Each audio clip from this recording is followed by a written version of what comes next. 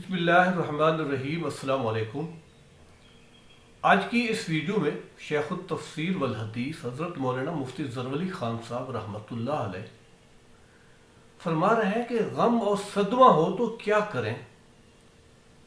فرما رہے ہیں کہ غم انسان کوئی چیز نہیں ہے، سکون میں فرق آتا ہے لیکن اجر بڑھتا ہے۔ آپ حضرات بھی ملاحظہ فرمائیں۔ اس لیے کہتے ہیں کہ غم انسان کوئی چیز نہیں ہے۔ انسانوں کے ہاتھ سے صدمے، اپنے پرایوں کی پریشانیاں، سکون میں فرق آتا ہے لیکن اجر بڑھتا ہے۔ اور دل مضبوط رکھا جائے۔ انسانی خوف یا انسانی ہیبت بہت عارضی ہے۔ بڑے سے بڑا ظالم، بڑے سے بڑا بادشاہ، بڑے سے بڑا طاقتور آپ کی آنکھوں کے سامنے ڈسمس ہو جائے۔ جب آپ صحیح ہو، آپ درست سمت پر ہو، کوشش یہ ہو کہ آپ ظالم نہ ہو، زیادتی آپ کی طرف سے نہیں ہونا چاہیے۔ تو ہر لمحہ، ہر آن، ہر گھڑی اجر ثواب، شاید بعض چیزیں ایسی ہے جو اس طرح پوری ہو جاتی ہے۔ کبھی اولاد کے نہ ہونے کا غم، کبھی پھر پیدا ہونے کا غم، پھر تربیت و تعلیم کے فکر، پھر انہیں آگے بڑھانے کی فکر، بس یہی زندگی فکر و غم کا مجموعہ ہے۔ پھر دوسروں کی بچیاں آ جائے، آپ کی بچیاں جائے، مسئلے مسائل، یہ وظائف حیات ہے، زندگی کے مسئلے، اس کے ساتھ آشنا ہونا پڑے گا۔ اللہ سے خیر مانگی جائے، عافیت مانگی جائے۔ حدیث شریف میں ہے کہ امتی کو جب غم پہنچے تو مجھے دیکھے اور مجھے یاد کرے، غم ختم ہو جائے۔ کیونکہ حضرت بہت غمگین رہے، ماں باپ اٹھ گئے، پوری قوم دشمن بن گئی، اللہ کی مدد نصرت تو شامل حال تھی۔ 4 بیٹھے ہوئے، چاروں کے 4 مر گئے، اور اللہ نے کہا بھی کہ یہ نہیں بچیں گے، یہ بڑے ہو کہ آپ ان کے باپ کہلائے، یہ برداشت نہیں ہے۔ کتنا نازک مقام ہے۔ اللہ اکبر۔ 4 بیٹیاں ہیں، ان میں سے 3 کے جنازے آپ نے پڑھائے، ایک فاطمہ رہ گئی، وہ بھی آپ کے 3 مہینے بعد تشریف لے گئی۔ دین کتنا بڑا دیا، قیامت تک جن اور انس، شرق اور غرب، شمال و جنوب، فرش تا عرش، بیٹا ایک بھی زندہ نہیں رہے، سارے فوت ہو گئے۔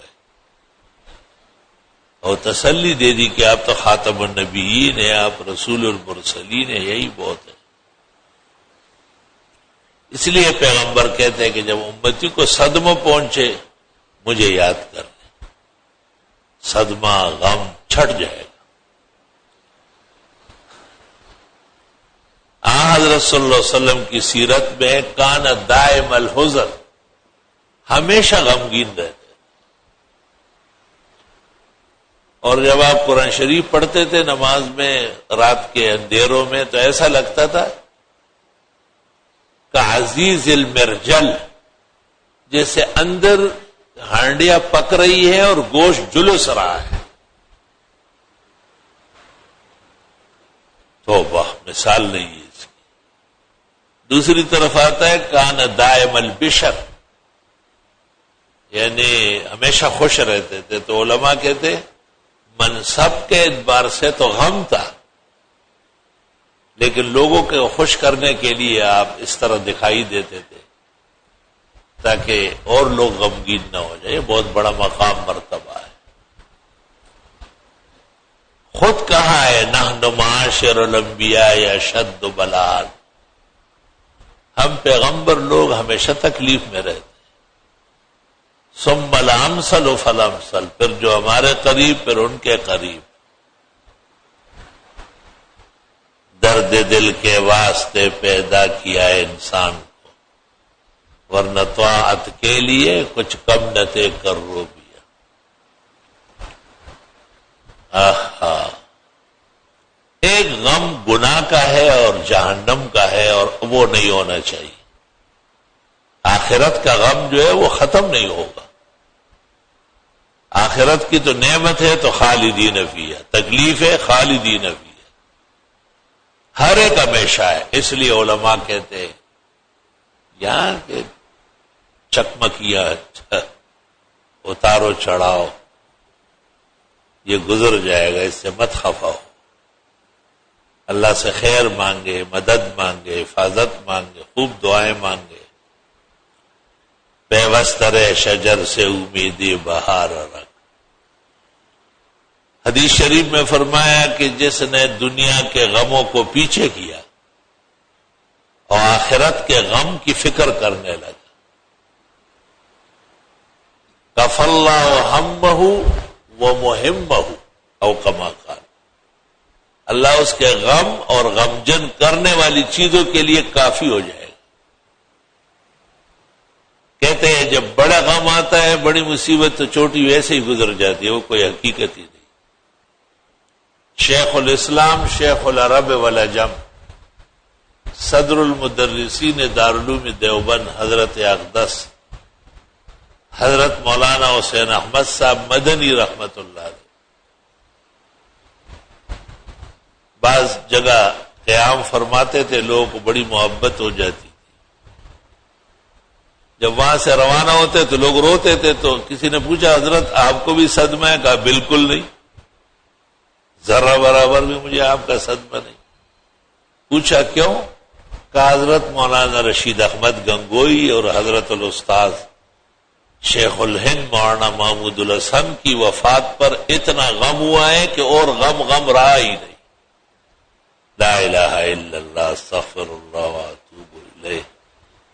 بعض دوست احباب دکھیوں کی درخواستیں لکھ کے دیتے ہیں، خط لکھتے ہیں، وظیفے مانگتے ہیں. میں نے اس لیے آج اس موضوع پر کلام کیا تاکہ غم کا اندازہ لگائے کہ یہ دنیا اب ہے، بس کل ختم ہے. ابھی آئے، ابھی کہتے ہیں، ابھی جائیں گے.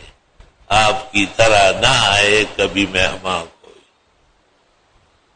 وہ کائنات، وہ آخرت، لا الہ الا اللہ استغفر اللہ واتوب الیہ. وہاں کے غم سے، صدموں سے، آگ سے، تپش سے، گرمی سے، حرارت سے، اللہ کی ناراضگی سے اور اس کے بد انجام سے اللہ محفوظ فرمائے. الحمد